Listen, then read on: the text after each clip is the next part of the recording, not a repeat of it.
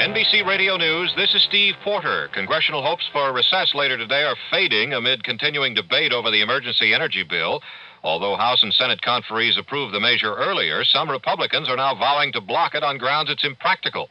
Democratic Senator Henry Jackson says we're in real trouble.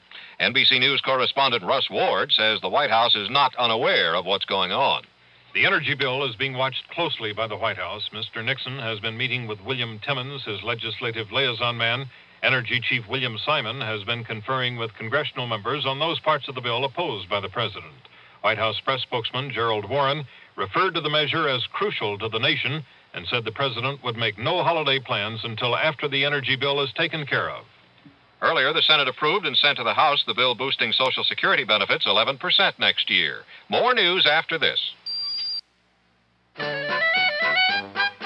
Ist das nicht ein Liefermilch? Ja, das ist ein Teitelwein. Teitelwein from the Rhine. Und ist das nicht ein Rudesheimer? Ja, das ist ein Teitelwein. Liefermilch, Rudesheimer. Teitelwein from the Rhine. und ist das nicht Johannesberger? Nein, das ist ein Königskürzel. Liefermilch, Rudesheimer. Johannesberger. Königskürzel. Teitelwein from the Rhine. Und isn't this Aristokratentrunk a Niersteiner Teitelwein?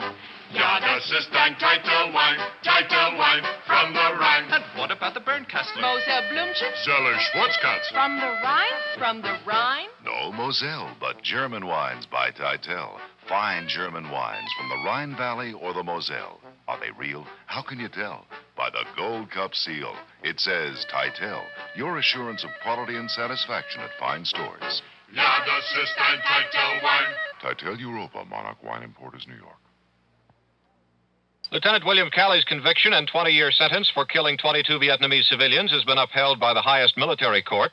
Calley's attorney has said he would appeal to civilian courts if he lost in the military court. President Nixon has said he'll review the case after the legal arguments are over.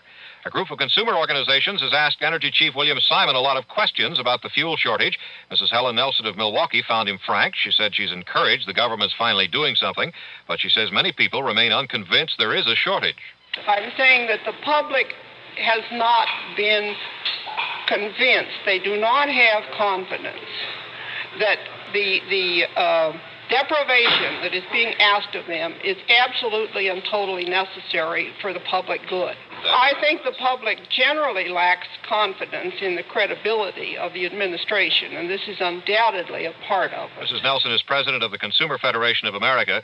The stock market has suddenly taken a dive. The Dow Jones have lost more than 9 points. You're listening to NBC News. As America enters the first winter of the energy crisis, we would like you to know that wool can make a difference in how you live during this time. For thousands of years, nothing has warmed like wool. Its unique natural structure creates tiny air pockets which trap your body's heat and adjust to outside temperatures. And when sheep produce wool, they don't deplete natural resources and precious fuel supplies. You can help the energy crisis by giving something warm, something wool this Christmas. This message brought to you by the Wool Bureau. The administration has released some more bleak economic figures, including that food and fuel price increases drove up the cost of living by 0.8% last month. The Labor Department says prices in the last 12 months have increased the cost of living by 8.4%. That's the largest 12-month increase since 1951. The Mideast Peace Conference is underway in Geneva. Nothing concrete yet, mostly ceremonial speeches. U.S. Secretary of State Henry Kissinger has expressed hope the past can be forgotten. The Middle East, so often the source of mankind's inspiration, is challenged to another act of hope and reconciliation, significant not only for its own people, but for all of mankind. What does each side seek? Both answer with a single word: peace. In contrast to Kissinger's statement, Soviet Foreign Minister Gromyko has announced full support of the Arabs, and he blames the Israelis for the Mideast crisis. A U.S. spokesman in Geneva will neither confirm nor deny reports that Kissinger might marry New York socialite Nancy McGuinness on December 28th. Reports that Kissinger would marry Miss McGuinness, who's been his frequent companion for several years, have been circulating around Washington and New York for some time, but a report on the NBC News Today show was the first time that a specific date was mentioned. The hour's lead story: Republican opposition to the energy bill may delay Congress's attempt to adjourn today. This is Steve Porter, NBC News.